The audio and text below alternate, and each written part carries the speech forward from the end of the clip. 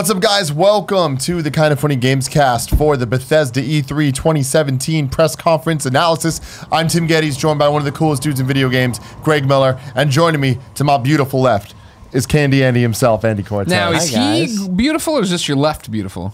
Well, I make his left beautiful, is what he said. It's kind of a give and take, chicken and egg type situation. So I just want to get this out of the way. Going into this presentation, I was like, Bethesda, not necessarily my favorite. Not that they don't get quality. I know that their quality is there. You hate Pete Hines, you're a hater. No, the game. I'm not a big fan of the games personally, and that just means I don't play them. Not that I don't think that they're great. This conference, 10 out of 10. This is how you do a press conference. Wow. I think the one thing that it was missing was a one more thing. Surprise, get hyped moment. I think from top to bottom, the fact that they had someone come out, Pete Hines, have somebody that we're rooting for, like a personality that we can like get behind to represent Bethesda, and then just boom, boom, boom. Here's announcement after announcement. Even though we already knew some of them and we knew some were coming, I think the presentation, even for things that weren't that interesting, they sold. They made fun to watch, and I think that that's something that EA can learn a lot from. So you're divorcing yourself from these not being your brand of games and saying that as a conference, this is a showcase on how to do it. Yes. Book it with a person, here's a million games, entertaining little snippets between it, and we go. Okay. Yep, and keep it moving, keep it fresh, and if something isn't gonna engage with people, just make it short enough for it to make sense. Focus a bit longer on things people care about. I think this was an even better conference than they had last year. Last year, I think they focused on Dishonored 2. Despite people loving that game, that bit in the conference was like 30 minutes long, and it dragged a little bit. With this, it was just like the 1-2 punch, and they just kept punching, and I was loving every minute of it. And I think that they did such a good job that it even sold me on games that I wasn't sold on. Evil Within 2 looks fantastic. Evil Within 1, I was very trepidatious about and didn't even give a shot. That game looks great. That game looks like a Kojima Evil Within. Yeah. I'm in. I think the thing about it that I found, I don't think it's a 10 out of 10. Really? I don't think it was bad. I mean, the chat's totally torn. Everybody's all over the place.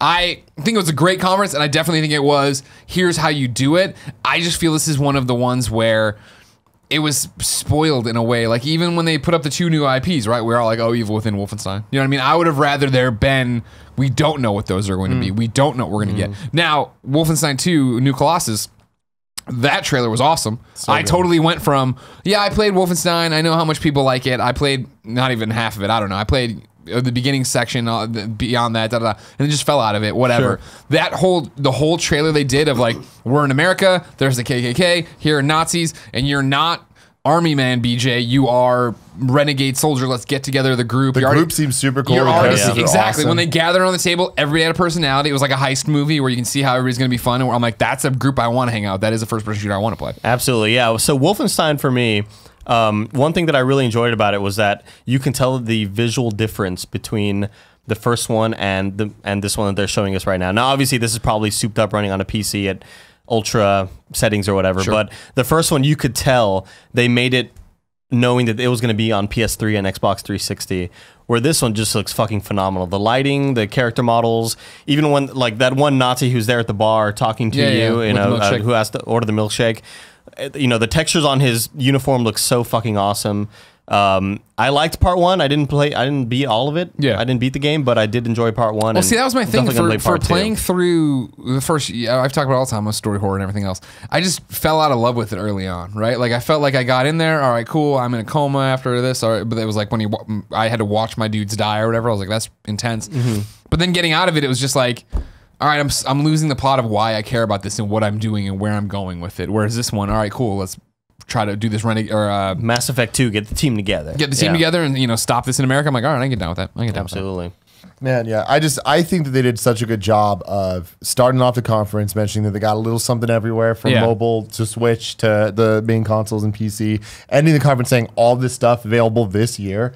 It's like this, Bethesda isn't fucking around. They came out a couple years ago and they were like, Fallout 4, available in November. And that was hype. That was real. And it wasn't something where it's like, all right, here's some games to get excited for that are coming in a couple years. It's like, no, this is coming now. And then last year we saw the same thing with Dishonored. And even though we already knew a lot of the stuff was coming out, it's like there's a quality control to all of this. And I feel like that shows even in the way they present the information. And that goes such a long way to get real fans and to get people that actually care about you as a brand and are people that might only be interested in Elder Scrolls, but then they see stuff like this and like, oh, you know what? That looks pretty cool. And I trust these guys. Yeah. They're building a lot of trust here. I think even going with the community stuff on that creation club sort of thing, like the hardcore fans really appreciate that. Right. They really appreciate a company that they love doing stuff for the fans. Like this isn't stuff they really necessarily have to do, but they want you to be able to put mods into Skyrim and into Fallout or whatever. And I think that's cool as shit. This is what I've been talking about with Bethesda for a while, right? Of them coming into their own. And we talked about it with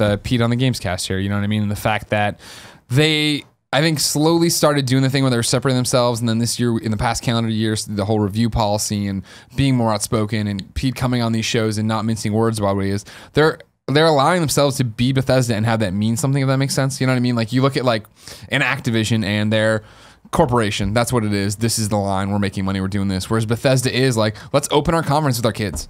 That's not a normal thing to do. That's not a normal thing to do, but they're like, fuck it, we don't care. We're going to go in there and we're going to do the conference we want to make for our audience. And it's to an extent similar to what EA is doing in the fact we're EA, we feel like we have to do this. And Bethesda's like, we feel like we're fucking Bethesda, which means that Pete at the front and the end, you know, not Todd. Hey, here's our kids. Pete's gonna curse at the end. Say what?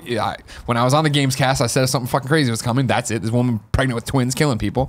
It's like, yeah, fuck. Okay, cool. Like I can get down with that, and that's the whole thing. Like what I'm talking about. Where I think this actually is an interesting thing. Right of us coming off of Kind of Funny Live 3, leading into Kind of Funny Live 3, we keep talking about how do you top yourself? How do you top yourself? How do you top yourself? And inevitably, right, someone's going to eventually be like, Kind of Funny Live X wasn't as good as Kind of Funny Live Y. Mm-hmm. And I think that's the same thing here when you look in the chat, where some people think this is a 10 out of 10. Some people think they're totally disappointed.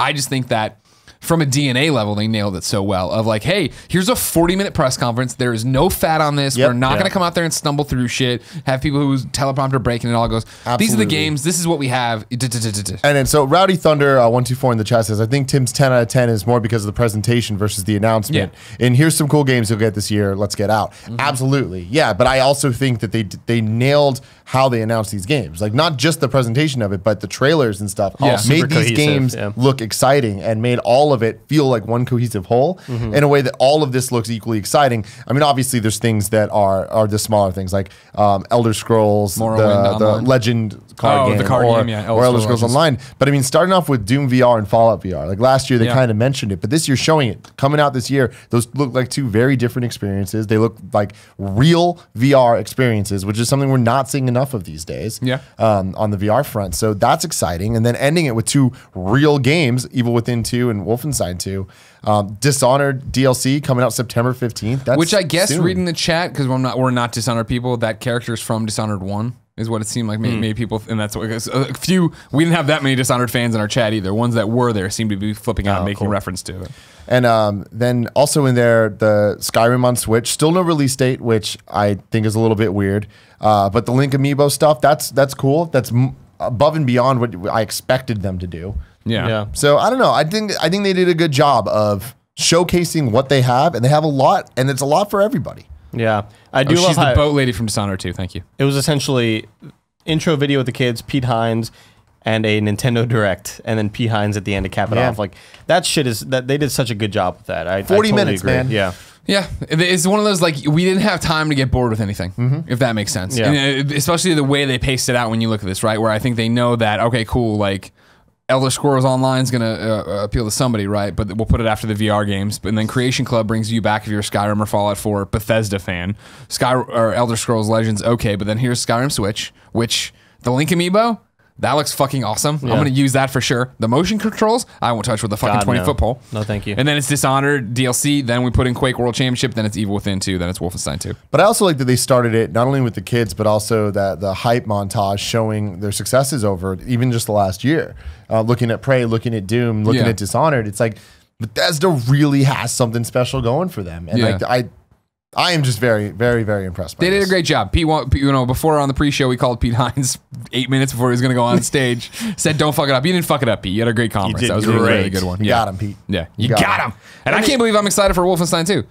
Wolfenstein 1, I was like, mechanically, this is great. I like it. And when I sat down and played it, I was like, all right, mechanically, it's great, but there's not enough to make me want to keep coming back to this world. Every character we saw there looked awesome. That fucking Robo head suit he's got on. That stuff. was really cool. Having really babies. Cool. Who doesn't like a good baby? I'm excited to watch someone play Evil Within 2. I will not play it, but I am excited to. On Friday 13th, you'll turn off the lights, come in here with me. I'm so scared already. Yeah. I wonder. I mean, I didn't play it. If anybody in the chat has played Evil Within 1, like, let me know if you think Evil Within 2 requires the first one to play. Yeah. Based on what you saw in the trailer, obviously. I mean, there were a lot of mentions of the guy's relatives and stuff. But I wonder if they say give you enough to know, like, oh, your kid's there. Yeah, I think it'll be fine. You're playing it for the spooks. Exactly. You know? I'm playing for the spooks. You're trying to get a little spook going. Yeah, man, cool. I feel like E3 so far, it's been interesting. EA's conference was everything we expected to be there. No surprises. Microsoft's conference. Chat told me I should call Pete and tell him he did well. So Okay. we'll do that. If he Hi, Greg. You didn't fuck it up. It was great.